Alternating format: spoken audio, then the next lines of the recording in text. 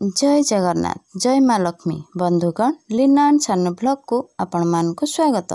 लक्ष्मी पुराण कहानी प्रथम भाग आमे देखिथिले माँ महालक्ष्मी श्रिया चंडालुणी घर को बुली जाइथिबारु प्रभु जगन्नाथ एवं बलभद्र तांको देउळ भितर को प्रवेश करने को देले नाही, तांको चली जावाकू कहिले। हेले माँ लक्ष्मी दुई भाई को अभिशाप दे मन दुखरे चली गले। तापरे कौन हैला एई भागरे आसंतु जानिमा। माँ लक्ष्मी राग एवं दुखरे आसी पहुँचिले समुद्र कूଳରେ। संगे संगे से विश्वकर्मा को स्मरण कले। आसी पहुँची गले विश्वकर्मा। विश्वकर्मा कहिले प्रणाम माता, आदेश करंतु। माँ लक्ष्मी कहिले मते मो स्वामी एवं देढ़सुर श्रीमंदिर बाहर कर देइछंती। रहिबा पाई मोर घर नाही, मो पाई एक छोट कुड़िया तैयारी कर दियो। विश्वकर्मा कहिले ए कौन कहउछंती माँ, जगतर माता आपण पुणी छोट कुड़ियारे रहिबे। संगे संगे मु आपणक पई एक प्रासाद निर्माण करि देउछि। एवं मुहूर्तंक मध्यरे विश्वकर्मा मांक पई सुंदर प्रासाद निर्माण करिदेले। सुनार कांथ एवं विभिन्न रत्न खंचित खंभ एवं ताकू देखिले आखि ताटका होइजिवो। एभली सुंदर प्रासादटे निर्माण करि देथिबारु माँ लक्ष्मी विश्वकर्मा को धन्यवाद देले। विश्वकर्मा मां को प्रणाम करी स्वर्ग को फेरी गले।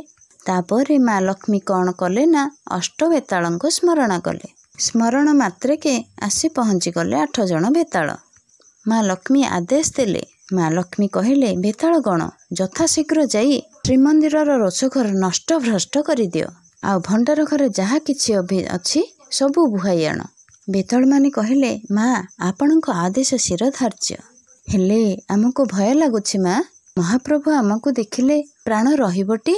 एक कथा सुनी माँ लक्ष्मी चिंता कले सत कथा। तेणु से संगे संगे निद्रा देवी को स्मरण कले। आसी पहुँची गले निद्रा देवी। माँ तांको आदेश देले, हे निद्रा देवी तुमी मोर आदेश संगे संगे पालन कर।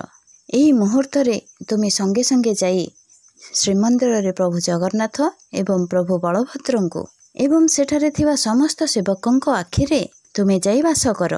काली बेल 2 घड़ी जाए जेमिति काहार निद्रा न भांगे। निद्रा देवी कहिले यथा आज्ञा बा। निद्रा देवी जाई पहुँची गले श्रीमंदिर रे। तांका स्पर्श पाई 2 भाई निद्रा रे सोई पड़िले। तापरे जाई पहुँचिले बेतालगण। बेताल माने प्रथमे जाई रोषेईशाल रे पहुँचिले। जेते कोड़िया थिला सबु नष्ट करिदेले, चुली मध्य भांगी देले। बहुत मजा लगुछि। बहुत दिन हला बसी बसी हाथ गोड़ अकामी होई गला परी लागुथिला। आउ जणे बेताल कहिले एथर चालो भाई भंडार घर को जीवा। समस्ते एक स्वर रे कहिबाकू लागिले हाँ हाँ चालो जीवा। तापरे सबु बेताल माने जाई पहुँची गले भंडार घरे। जेते धन रत्न सबु थिला सबु बुहाई आनिले। पहुँचिले माँ लक्ष्मी पाखरे। माँ लक्ष्मी बेताल मानक कार्य देखि खुशी होई गले। हेले देखिले गोटे जिनिस से माने आनी नहांती। माँ कहिले अष्टबेताल तमे गोटे जिनिस छाड़ी आसिल जे। हेठू अष्टबेताल पचारिले कौन माँ? रत्न पलंक। हेठू अष्टबेताल कहिले किंतु माँ सेथिरे प्रभु निद्रा जाइछंती। माँ लक्ष्मी कहिले मु किछि जाननी, यथा शीघ्र जाई से रत्न पलंक नहीं आस। बेताल माने आज्ञा माँ कही संगे संगे चली गले पुणी श्रीमंदिर को। बेताल माने देखिले प्रभु 2 जन शोइचंती रत्न पलंक रे अति सुख निद्रा रे। से माने कौन कले ना गोटे दौड़िया खटिया आनी माँ प्रभु मानंको सेई खट को गड़ियाई देले। तापरे बेताल माने प्रभुंको देहरे जो अलंकार से सबु थिला से अलंकार एवं रत्न पलंक क्षणक मध्यरे नहीं पहुँची गले माता लक्ष्मी पाखरे। माता लक्ष्मी ए सबु देखि बहुत खुशी हेले। माता लक्ष्मी कहिले जाओ अष्टबेताल तुमर कार्य एबे सरी जाइछि। अष्टबेताल खुशी होई मां को प्रणाम जणाई सेठारु चली गले। राति पाही सकाळ हैला। दिन घड़िकरे निद्रा भांगिला प्रभु जगन्नाथंकर।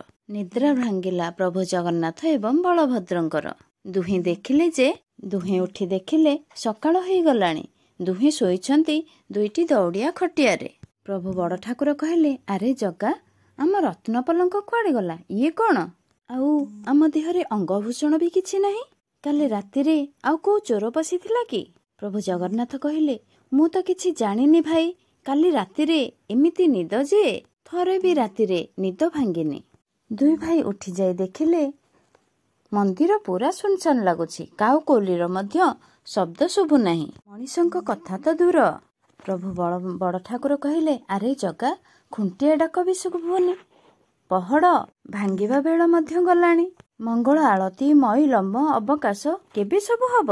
ପ୍ରଭୁ ଜଗନ୍ନାଥ କହିଲେ, ଭାଇ ଚାଲନ୍ତୁ ଏବେ ବାହାରକୁ ଯିବା, ଦେଖିବା ପ୍ରକୃତରେ କ'ଣ ହୋଇଛି। ଦୁଇ ଭାଇ ମନ୍ଦିର ବାହାରକୁ ଆସି ଦେଖନ୍ତି ତ, ଯେଉଁ ମନ୍ଦିର ଭୋର ସମୟରୁ ଗହଳି ଚହଳିରେ ଫାଟି ପଡ଼େ, ସେଠି ଜଣେ ବି ଭକ୍ତ କି ସେବକ କାହାର ଦେଖା ଦର୍ଶନ ନାହିଁ। ଦୁହେଁ ଭୀଷଣ ଆଲୋଚନା କଲେ, ପ୍ରକୃତରେ କଥା କ'ଣ ହେଇଛି? ଜଗନ୍ନାଥ କହିଲେ, ଭାଇ ମତେ ତ ଲାଗୁଛି ଆମର ଦୁର୍ଦିନ ଆସିଗଲା।